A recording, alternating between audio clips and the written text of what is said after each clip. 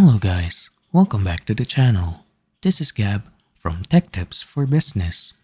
For today's video, we are going to talk about how to delete sheets in Microsoft Excel. Let's get started. Firstly, let's understand what we're seeing right now.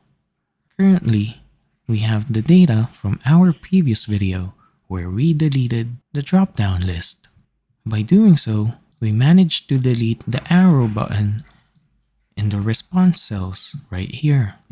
But for some reason, we still have the sheet where we took the reference from the drop-down list, which is located on the bottom of your screen.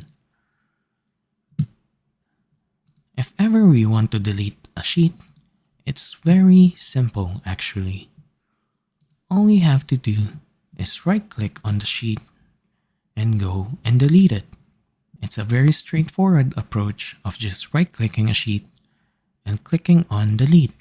But remember, when deleting a sheet, we lose the data permanently. If there is any case that we wouldn't want that, we can hide the data instead by right-clicking and choosing the hide option. But for now, since the premise of this video is deleting a sheet, all you have to do is follow the two easy steps of right-clicking the sheet and delete.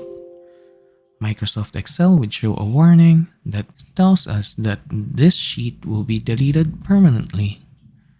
Just press delete. And there we go. We now have one sheet on our spreadsheet. And that is all we need for now. And there we have it. This is how we delete sheets in Microsoft Excel.